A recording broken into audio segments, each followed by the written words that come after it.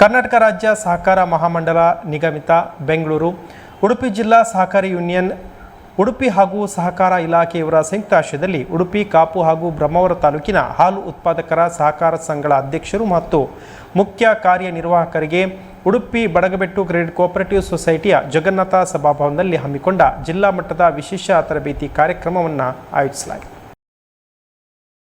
ಕಾರ್ಯಕ್ರಮವನ್ನು ಉದ್ಘಾಟಿಸಿ ಮಾತನಾಡಿದ ದಕ್ಷಿಣ ಕನ್ನಡ ಹಾಲು ಸಹಕಾರಿ ಉತ್ಪಾದಕರ ಒಕ್ಕೂಟದ ಅಧ್ಯಕ್ಷ ರವಿರಾಜ್ ಹೆಗಡೆ, ಹಾಲು ಉತ್ಪಾದಕರ ಸಂಘದಲ್ಲಿ ಈ ಹಿಂದೆ ಕಡಿಮೆ ಗುಣಮಟ್ಟದ ಹಾಲನ್ನು ಸ್ವೀಕರಿಸದೆ ತಿರಸ್ಕಾರ ಮಾಡಲಾಗುತ್ತಿತ್ತು.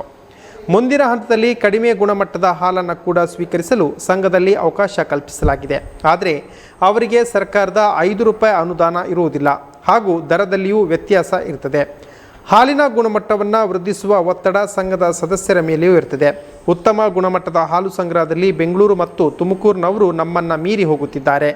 ಈ ರೀತಿಯ ಮಾನದಂಡದಿಂದ ಹಾಲಿನ ಸಂಗ್ರಹ ಹೆಚ್ಚಾಗ್ತದೆ.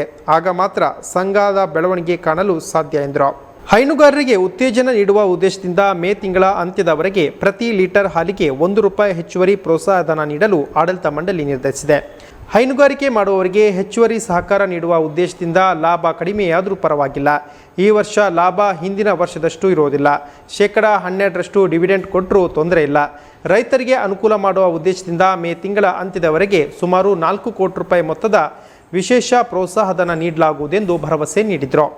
ದಕ್ಷಿಣ ಕನ್ನಡ ಹಾಲು ಸಹಕಾರಿ ಉತ್ಪಾದಕರ ಒಕ್ಕೂಟದ ನಿರ್ದೇಶಕ ಬೆಳಪು ದೇವಿಪ್ರಸಾದ್ ಶೆಟ್ಟಿ ಮಾತನಾಡಿ, ಎಲ್ಲರನ್ನ ವಿಶ್ವಾಸ ತೆಗೆದುಕೊಂಡು ಕೆಲಸ ಮಾಡಿದಾಗ ಸಂಘದ ಅಭಿವೃದ್ಧಿ, ಹಾಲಿನ ಪ್ರಮಾಣ ಜಾಸ್ತಿ ಮಾಡಲು ಎಲ್ಲ ಸದಸ್ಯರು ಶ್ರಮಿಸಬೇಕು ಎಂದರು.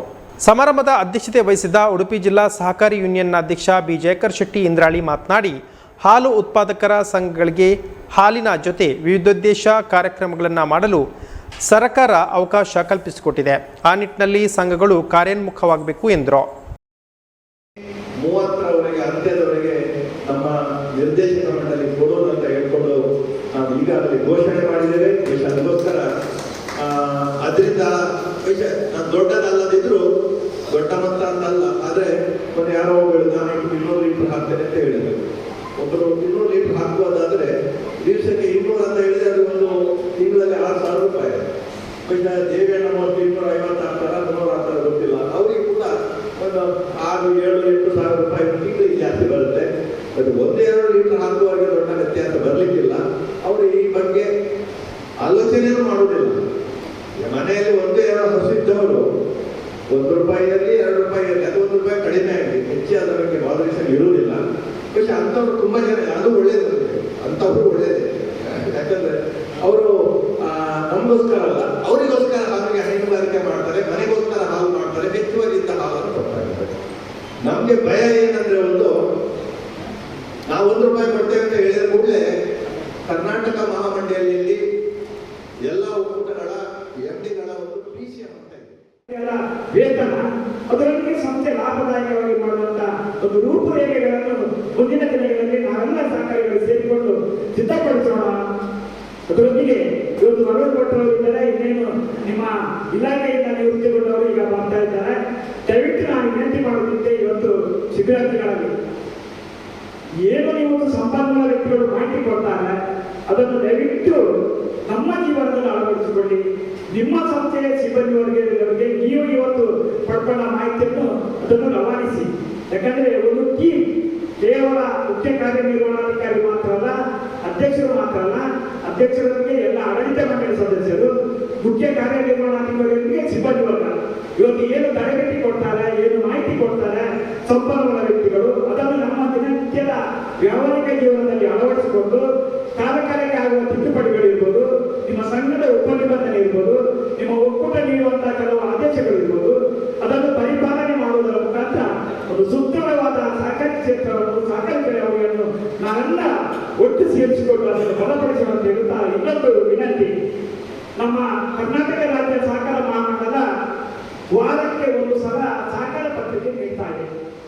ಇವತ್ತು ಬೇರೆ ಜಿಲ್ಲೆಗೆ, ರಾಜ್ಯದ ಬೇರೆ ಜಿಲ್ಲೆಗೆ ಹೇಳುವಂಥದ್ದೇನಿಲ್ಲ.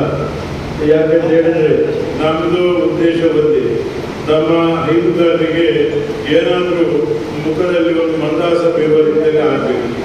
ಮತ್ತು ನಮ್ಮ ಪ್ರಾಥಮಿಕ ಹಾಲು ಉತ್ಪಾದಕರ ಸಂಘಗಳ ನೌಕರರು, ನಾವು ಹಾಲು ಉತ್ಪಾದನಾ ನೌಕರರು ಎಂದು ಎದೆತಟ್ಟಿ ಕೆಲಸ ಮಾಡುವ ರೀತಿಯಲ್ಲಿ ಆಗಬೇಕೆಂಬುದೇ ನಮ್ಮೆಲ್ಲರ ಬಯಕೆ.